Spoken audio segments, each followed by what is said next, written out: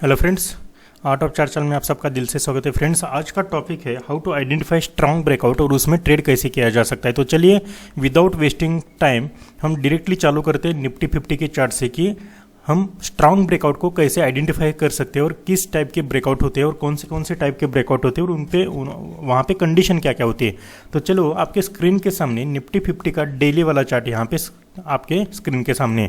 हम जब भी ट्रेड करते हैं तो हम कौन से टाइम फ्रेम पे एनालिसिस करते हैं। आप सबको पता होगा कि मल्टी टाइम फ्रेम एनालिसिस क्या होता है और वहाँ पे एनालिसिस करके इवन डेली वाले चार्ट पे एनालिसिस करके हम इंट्राडे में ट्रेड कैसे कर सकते हैं, इवन स्कैल्पिंग ट्रेड कैसे कर सकते हैं। आपको यकीन नहीं होगा कि डेली वाले टाइम फ्रेम पे भी एनालिसिस करके आप स्कैल्पिंग का ट्रेड भी कर सकते हो इंट्राडे में। तो चलिए पहले जान लेते हैं कि डेली वाले चार्ट पे हम कैसे कैसे ब्रेकआउट आइडेंटिफाई कर सकते हैं। तो चलिए शुरुआत करते हैं यहाँ से। देखिए यहाँ पे एक बेस बनाया मार्केट ने, आपके स्क्रीन के सामने देखिए 16,800 का यहाँ पे आपको एक बेस दिखाई देता है। बेस में यहाँ पे क्यों बोल रहा हूँ, क्योंकि बार बार निफ्टी यहाँ पे आ गया। निफ्टी ने एक बार सपोर्ट लिया, 2 बार 3 बार 4 बार टच लिया, फिर निफ्टी ऊपर गया, फिर नीचे आया, फिर यहाँ पे सपोर्ट लिया और जो नेकलाइन बनाया था, ये जो कंसोलिडेशन का ग्रुप बनाया था, ग्रुप ऑफ कैंडल्स, यहाँ पे भी एक अगर आप पैटर्न देखोगे तो एक डब्ल्यू पैटर्न होगा और ये यहाँ पे ब्रेकआउट दे दिया। मगर ब्रेकआउट कैसे मिला, देखिए फ्रेंड्स, जब भी मार्केट बहुत सारे दिन एक ही जगह पे बिताता है या फिर यूं कहें कि बहुत सारे दिन बहुत सारे ट्रेडिंग सेशंस एक ही जोन में मार्केट जब भी बिताता है तो मार्केट कोशिश करता है कि उसको ब्रेक अप गैप अप करके ब्रेक किया जाए। तो यहाँ पे भी देखिए यहाँ पे क्या हुआ कि कैसे ब्रेकअप दिया, सॉरी गैप अप दिया, गैप अप करके फिर वो पर्टिकुलर जो लेवल थी वो स्ट्रांग ब्रेकआउट के रूप में कन्वर्ट यहाँ पे हो गए। तो हम कैसे आइडेंटिफाई कर सकते हैं स्ट्रांग ब्रेकआउट। तो स्ट्रांग ब्रेकआउट आइडेंटिफाई करने के भी बहुत सारे तरीके हैं। मतलब अगर how to breaks the levels, मतलब वो पर्टिकुलर डे वो पर्टिकुलर लेवल जोन रेजिस्टेंस बोले या फिर सपोर्ट बोले, वो कैसे ब्रेकआउट करता है, फिर ब्रेकआउट और ब्रेकडाउन करता है। हम सिर्फ यहाँ पे ब्रेकआउट की डिस्कशन करने वाले, इसलिए मैं यहाँ पे ब्रेकआउट का सारा बताने की कोशिश करूंगा और अगले सेशन में, अगले वीडियो में मैं ब्रेकडाउन के बारे में बात करूंगा। तो चलिए पहले हम बात करते हैं कि ब्रेकआउट कैसे आइडेंटिफाई कर सकते हैं और कौन से कंडीशन में स्ट्रांग ब्रेकआउट होता है। पहली तो कंडीशन है, या फिर आप यूं कहें कि खुद को क्वेश्चन पूछ सकते हो कि how to break the level और जोन, मतलब वो particular day particular session trading session अपने आप को कैसे ब्रेक करता है, गैप अप करके ब्रेक करता है या फिर फ्लैट ओपन करके ब्रेक करता है या फिर गैप डाउन ओपन होकर फिर वो पर्टिकुलर लेवल रेजिस्टेंस लेवल ऊपर जाके ब्रेक करता है। How it performs behaves after breakout, मतलब क्या कि ये सपोज ये लेवल है, ये लेवल ब्रेकआउट होगी, कैसे ब्रेकआउट होगी तो गैप अप ब्रेकआउट होगी और गैप अप होने के बाद, ब्रेकआउट होने के बाद ये पर्टिकुलर सेशन या फिर पर्टिकुलर टाइम फ्रेम्स कैंडल्स कैसे बिहेव करते हैं। मतलब 5 मिनट की कैंडल पे अगर आप देख रहे हो तो 5 मिनट की एक कैंडल, 2 कैंडल, 3 कैंडल किस टाइप का बिहेव कर रही है, यहाँ पे आप पता कर सकते हो कि फिर वो स्ट्रांग ब्रेकआउट सस्टेनेबल होने वाला है या नहीं होने वाला है। बाद में क्या होता है कि टाइमिंग ऑफ द ब्रेकआउट का टाइमिंग क्या है उसके ऊपर भी निर्भर होता है कि आपका ब्रेकआउट सस्टेन होगा या नहीं होगा। मेथड ऑफ ब्रेकआउट का मतलब मैं आगे जाके आपको बताने की कोशिश करूंगा। तो ये जो 4-5 चीजें हैं वो बहुत इंपॉर्टेंट साबित होती है कि आपको ब्रेकआउट आइडेंटिफाई करने में। तो चलिए मैंने तो आपको पहला वाला ब्रेकआउट बता दिया कि ये किस टाइप का ब्रेकआउट है, एक गैप अप ब्रेकआउट है और गैप अप ब्रेकआउट होने के बाद मार्केट ने सस्टेन किया और सस्टेन होने के बाद देखिए मार्केट ऊपर चला गया। रेजिस्टेंस भी कहाँ का, देखिए यहाँ पे रेजिस्टेंस लिया, मार्केट ने थोड़ा सा डिप दिया, फिर ऊपर चला गया। तो फिर यहाँ पे देखिए ब्रेकआउट किस टाइप का हो गया, मैं यहाँ पे भी दिखाने की कोशिश करूंगा। देखिए ये अगर हम लेवल पकड़े, देखिए यहाँ पे भी एक लेवल निकल के आती है, अगर इसको हम क्या बोलते हैं ये भी आपको पता होगा कि इन्वर्टेड हेड एंड शोल्डर। ये जैसे ही ब्रेक हुआ मार्केट ने एक अच्छा खासा ऊपर हमको ब्रेकआउट दे दिया। तो यहां पे मैंने जो दिखाया पहला वाला ब्रेकआउट वो गैप अप ब्रेकआउट था और जो मैं यहां पे ब्रेकआउट दिखा रहा हूं ये क्या है, ये फ्लैट ब्रेकआउट है फ्रेंड्स। क्या है, फ्लैट ब्रेकआउट है। और फ्लैट ब्रेकआउट मैं क्यों कह रहा हूं, देखिए ये पर्टिकुलर रेजिस्टेंस लेवल मैंने आपके स्क्रीन के सामने ड्रॉ किया हैंड से।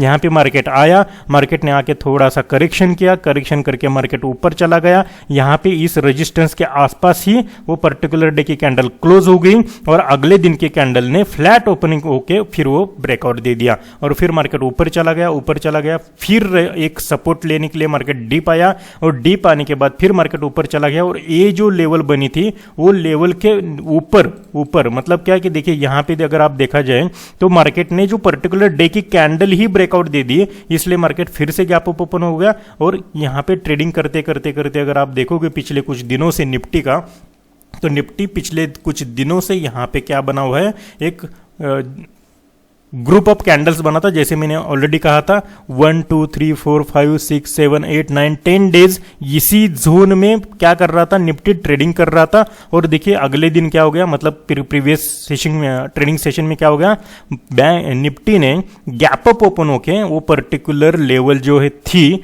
वो क्या कर दी, ब्रेकआउट कर दी। तो हमने अभी तक क्या क्या देखा कि जो रेजिस्टेंस था उस रेजिस्टेंस के आसपास अगर कुछ टाइम बिताता है मार्केट और बाद में अगर ब्रेकआउट दे देता है, चाहे वो गैप अप हो या फिर फ्लैट ब्रेकआउट हो, तो सस्टेनेबल हो जाता है। अगर टाइम ना बिता के अगर सपोज मार्केट ब्रेकआउट देने की कोशिश करता है तो वो फेल हो जाता है, एज पर माई एक्सपीरियंस। तो यहां पे मैं क्या बता, अपने कंडीशन में देखिए, अपने कंडीशन में ट्रेड करना होता है। आप मार्केट के कंडीशन पे कैंडल स्टिक देख के या फिर यूं ही अंधाधुंध ट्रेडिंग नहीं कर सकते हो। आपको अपने कुछ कंडीशन बनाने होंगे कि देखिए मुझे कंडीशन कौन सी पता है, या फिर मेरे एनालिसिस में क्या है कि जब भी मार्केट रेजिस्टेंस के आसपास आता है थोड़ा टाइम बिताता है। थोड़ा टाइम मतलब क्या है कि आप कौन से कैंडल स्टिक के टाइम फ्रेम के एनालिसिस कर रहे हो, डेली वाले टाइम फ्रेम पे एनालिसिस कर रहे हो या फिर 5 मिनट पे कर रही हो, 15 मिनट पे कर रही हो, 1 मिनट पे कर रहे हो, उसके ऊपर डिपेंड होता है कि आपको टाइम बिताना मतलब वहां पे कितना टाइम कंसिडर करना चाहिए। अगर मैं डेली वाले टाइम फ्रेम पे यहां पे देख रहा हूं तो मैं डेफिनेटली डेली वाले टाइम फ्रेम के 2-4 कैंडल देखने की कोशिश करूंगा और फिर ब्रेकआउट आइडेंटिफाई करने की कोशिश करूंगा। अगर मैं 5 मिनट का टाइम फ्रेम देख रहा हूं तो 5 मिनट के कुछ कैंडल देखने की कोशिश करूंगा और फिर ब्रेकआउट आइडेंटिफाई करने की कोशिश करूंगा। तो डेली वाले टाइम फ्रेम पे और 5 मिनट का टाइम फ्रेम पे भी ट्रेडिंग का स्टाइल भी डिफरेंट होता है, स्ट्रेटेजी भी थोड़ी सी डिफरेंट हो जाती है। यहां पे डेली वाले टाइम फ्रेम पे क्या होता है कि हम क्या कर सकते हैं, जैसे ही ब्रेकआउट होता है थोड़ा डीप लेता है, डेफिनेटली हम ट्रेडिंग में बैठ सकते हैं। मगर 5 मिनट पे क्या करना पड़ता है हमको कि मार्केट अगर सपोज ब्रेकआउट पे है मगर यहां से चालू हुआ है, सपोज रेजिस्टेंस है 19,000 मगर मार्केट चालू हो गया है 18,800 या फिर सपोज लेके 18,000 19,000 हम रेजिस्टेंस मान लेते हैं और मार्केट ने ट्रेडिंग करना चालू किया 18,040 से ट्रेडिंग करना चालू कर दिया थोड़ा सा डिप बना के, तो हमको ये 18,040-50 के आसपास ही थोड़ा सा एनालिसिस करना पड़ेगा, पैटर्न एनालिसिस करना पड़ेगा, ट्रेंड एनालिसिस करना पड़ेगा और यहां पे कहीं पे एंट्री लेनी पड़ेगी बुलिश प्रेशर कैंडल के साथ। तो कहीं जाके हम 19,000 का भी ब्रेकआउट जो होगा, अगर हो गया तो वो क्या कर सकते हैं, हम अचीव कर सकते हैं या फिर यूं कहें कि खा सकते हैं उसको, उस पर्टिकुलर मोमेंट को भी हम अचीव कर सकते हैं, कैप्चर कर सकते हैं। मगर बहुत बार ऐसा होता है कि मार्केट ने अगर एक पर्टिकुलर मोमेंटम दे दिया है और फिर रेजिस्टेंस के आसपास आ गया है तो मार्केट क्या करता है कि ऑलरेडी उसका जो पावर था, बायर का पावर था, तो ऑलरेडी यहां से पुश करते करते करते बायर यहां पे आ गए, तो बायर पुश करने की और कोशिश करेंगे, रेजिस्टेंस तोड़ने की भी कोशिश करेंगे, मगर एट द एंड मार्केट ऊपर जाएगा मगर क्लोज करेगा इस पर्टिकुलर जोन के अंदर आके ही क्लोज करेगा। ऐसा बहुत बार हमने देखा है। अगर यहां पे भी देखोगे तो क्या हुआ कि ये देखिए, या एक्चुअली ये रेजिस्टेंस था, मार्केट ने ऊपर जाने की कोशिश की मगर एट द एंड मार्केट क्या कर रहा था, उसके आसपास ही क्लोज कर रहा था। तो इसी को कहते हैं कि मार्केट चालू कहां से हुआ है उसके ऊपर बहुत सारा डिपेंड होता है। अगर ये खुद को क्वेश्चन पूछोगे या फिर एनालिसिस करोगे कि market break zone, how it breaks, मतलब वो ब्रेक कैसे कर रहा है zone level, particular of resistance level, और उसके बाद परफॉर्म कैसे कर रहा है, इसका मतलब मैं आपको आने वाले स्लाइड में दिखा दूंगा यहाँ पे 5 मिनट के चार्ट पे। तो चलिए हम डायरेक्टली अभी क्या करते हैं, 5 मिनट के चार्ट पे यहाँ पे चलते हैं। तो देखिए ये भी निफ्टी 50 का चार्ट आपके स्क्रीन के सामने है और यहाँ पे जो ट्रेंड लाइन थी, देखिए ये नीली वाली ट्रेंड लाइन, मैंने उस पर्टिकुलर यहाँ पे मैंने क्या किया है कि उसको रेड कलर दे दिया। अब देखिए ये रेड कलर वाली ट्रेंड लाइन नीचे से चली आ रही है और यहां से मार्केट ने क्या किया कि नीचे ब्रेकडाउन दे दिया, मार्केट ने थोड़ा सा ऊपर जाने की कोशिश किया, मार्केट नीचे आया और ये रेजिस्टेंस लेवल मार्केट फॉलो कर रहा था। देखिए रेजिस्टेंस लेवल मार्केट क्या कर रहा था, फॉलो कर रहा था और ये रेजिस्टेंस लेवल फॉलो करने के बाद मार्केट ने ब्रेकआउट कब दिया, 2 पैर के बाद ब्रेकआउट दे दिया। एक स्ट्रॉन्ग ब्रेकआउट हम नहीं बोल सकते इसको, मगर एक ब्रेकआउट बोल सकते हैं। रेजिस्टेंस लेवल के ऊपर जाके मार्केट ने क्लोज किया तो इसको हम ब्रेकआउट बोल सकते हो। तो मार्केट ने अगले दिन क्या किया, देखिए अगले दिन मार्केट गैप अप ओपन हो गया मगर वही रेजिस्टेंस था जो पिछला वाला रेजिस्टेंस था, जो पिछले दिन का हाई था, वही रेजिस्टेंस बन के काम किया। फिर मार्केट नीचे आया और फिर नीचे आके इस टाइप का एक प्राइस एक्शन बनाया। मतलब क्या कि इसको क्या बोलते हैं हम, एक rising trend line, rising support trend line ऐसे बोल सकते हैं। और इसके सपोर्ट लेते लेते मार्केट ऊपर चला गया। ऊपर जाने के बाद देखिए एक ऑलरेडी मार्केट ने रेजिस्टेंस ब्रेक किया था, ब्रेकआउट दे दिया था। और ब्रेकआउट कैसे दिया, देखिए ब्रेकआउट मैंने जो कंडीशन बताई थी, अब यहां पे जो ब्रेकआउट हमको मिला, हाँ, यहाँ पे जो हमको ब्रेकआउट मिला वो ब्रेकआउट कैसे मिला, फ्लैट ब्रेकआउट मिला, और फ्लैट ब्रेकआउट मिलके यहाँ पे थोड़ा सा डिप लगा के फिर मार्केट ऊपर चला गया। इस पर्टिकुलर कैंडल का भी देखिए ब्रेकआउट कैसे मिला। तो इस टाइप के 5 मिनट के ब्रेकआउट को भी आप कैप्चर कर सकते हो डे वाले एनालिसिस के साथ। तो यहाँ पे अगर आप देखोगे तो यहाँ से भी एक रेजिस्टेंस ट्रेंड लाइन चली आ रही है। तो यहाँ पे मार्केट ने रेजिस्टेंस, अगर सपोज मार्केट अगर इसी दिन में जाता यहाँ पे क्लोज कर देता तो हम किसको रेजिस्टेंस बोल सकते थे, मगर मार्केट ने क्या किया कि गैप अप ओपन करके मार्केट इस बीच में ओपन हुआ है। कहाँ पे, ये रेजिस्टेंस था और ये रेजिस्टेंस ब्रेक करके अगला वाला जो नियरेस्ट स्ट्रांग रेजिस्टेंस था इसके आसपास मार्केट ओपन हो गया। अगर मार्केट इसको ब्रेक करके नीचे आता तो डेफिनेटली कंफ्यूजन वाला मोमेंटम होता मेरे लिए, मगर यहाँ पे मार्केट ने क्या किया कि एक स्ट्रांग रेजिस्टेंस के आसपास मार्केट है, मगर जो दूसरा वाला रेजिस्टेंस था, जो ट्रेंड लाइन, जो उसको जो हम बोल सकते हैं कि डाउन ट्रेंड वाली जो रेजिस्टेंस था, सपोर्ट था, उसको मार्केट ने सपोर्ट लेने की कोशिश कर रहा है मार्केट, और ऊपर जा रहा है और धीरे धीरे मार्केट ऊपर जाने की कोशिश कर रहा है। तो यहां पे अभी क्या किया कि मार्केट टाइम बिता रहा है। मतलब मैंने जो क्या कहा कि स्ट्रांग ब्रेकआउट के बाद मार्केट कैसे परफॉर्म करता है, कैसे बिहेव करता है, उसके ऊपर डिपेंड होता है कि वो ब्रेकआउट सस्टेनेबल होगा या नहीं होगा। तो यहां पे कैसे बिहेव कर रहा है, डेफिनेटली मार्केट यहाँ पे थोड़ा सा टाइम बिता रहा है, ऊपर जा रहा है, फिर थोड़ा सा रेजिस्टेंस उसी पॉइंट का ले रहा है, फिर नीचे आ रहा है, मगर बायर क्या कर रहे हैं, अपना पूरा जोर लगा रहे हैं उस पर्टिकुलर ब्रेकआउट को सस्टेन करने के लिए। तो यहाँ पे क्या होगा कि 18,800 के आसपास या फिर 18,000 के आसपास, 18,700 के आसपास के जो भी कॉल राइटर होंगे वो क्या करेंगे, अपना पोजीशन क्लोज करना चालू कर देंगे। तो यहाँ पे बहुत सारी पोजीशन क्लोज होती रहेगी। यहाँ पे कॉल राइटिंग जब भी क्लोज होगी तो डेफिनेटली उनका क्या होगा कि शॉर्ट कवरिंग भी आनी चालू हो जाएगी। तो यहाँ पे क्या हुआ, मार्केट ने धीरे धीरे जाके एक अच्छा खासा ऊपर वाले ट्रेड पे हमको एक क्लोजिंग दे दिया। अब देखिए नीचे वाला एक रेजिस्टेंस था, नीचे वाला कौन सा ऊपर वाला और एक रेजिस्टेंस जो strong resistance, all time high resistance जिसको बोल सकते हैं, 18,880 का एक रेजिस्टेंस था, उसको मार्केट ने कैसे ब्रेकआउट दे दिया, तो एक गैप अप ओपन के साथ ब्रेकआउट दे दिया। और गैप अप ओपन के साथ ब्रेकआउट देने के बाद देखिए मार्केट ने क्या किया कि ये जो लेवल थी पर्टिकुलर, ये लेवल नीचे तक क्लोज नहीं हुई, ना ही मार्केट यहां तक आया। मेरा अंदाजा था कि मार्केट शायद हो सकता है कि यहां तक आ जाए, तो इसलिए मैं वेट कर रहा था। मगर जैसे ही मार्केट यहां पे आया इस पर्टिकुलर कैंडल पे, तो मैंने यहाँ पे ट्रेड लेना चालू कर दिया। उसका रीजन भी था कि मुझे स्टॉप लॉस छोटा मिल रहा था। देखिए एक सपोर्ट यहाँ पे लिया मार्केट ने सपोर्ट लेते लेते मार्केट फिर वही प्राइस एक्शन बना रहा है। देखिए अगर आप प्राइस एक्शन देखोगे तो रिपीटेडली वही प्राइस एक्शन आपको मार्केट दिखाएगा। अगर यहाँ पे देखोगे, देखिए मैं यहाँ पे भी एक ट्रेंड लाइन ड्रॉ करता हूँ, क्या डिफरेंट है मुझे बताइए। कुछ भी डिफरेंस नहीं है प्राइस एक्शन में, बस हमारे साइकोलॉजी में डिफरेंस होता है कि हम साइकोलॉजी किस टाइप के बनाते हैं खुद के, और कहाँ पे कैसे ट्रेड लेते हैं, और खुद के एनालिसिस पे भरोसा कैसे करते हैं। देखिए खुद को एनालिसिस करना नहीं आता है तो कोई एक बंदा ऐसा चुनिए जिसका एनालिसिस आपको पसंद आ रहा है, तो उसके ऊपर डेफिनेटली भरोसा कीजिए। वो जो लॉजिक बता रहे हैं उसके ऊपर भरोसा कीजिए, थोड़े दिन ट्राई कीजिएगा, ना प्रॉफिट ना लॉस, ब्रेक इवन में चलिएगा तो भी अच्छा है। बहुत ही अच्छा होगा वो सिनेरियो जब आप ब्रेक इवन पे चलेंगे, तो इसका मतलब है कि आप वन स्टेप बस पीछे हो सक्सेसफुल ट्रेडर होने के पीछे। तो देखिए यहाँ पे भी मैं वही प्राइस एक्शन दिखा रहा हूँ। मार्केट ने क्या किया कि फिर थोड़ा थोड़ा ऊपर जाने लगा, और जैसे ही ऊपर जाने लगा तो इसके आसपास जो भी थे 18,900 के आसपास, 18,900 के आसपास के जो भी कॉल राइटर थे उन्होंने पोजीशन क्लोज करना चालू कर दिया। तो मार्केट धीरे धीरे एक अच्छा खासा हमको ट्रेड देने लगा। तो यहाँ पे ट्रेंड चेंज कहाँ पे हो गया, देखिए मैं ट्रेंड चेंज भी दिखाता हूँ 5 मिनट के टाइम फ्रेम पे। देखिए ये जो ट्रेंड चल रहा था, ये ट्रेंड यहाँ पे ब्रेक हो गया, मतलब मार्केट डाउन ट्रेंड पे आने लगा।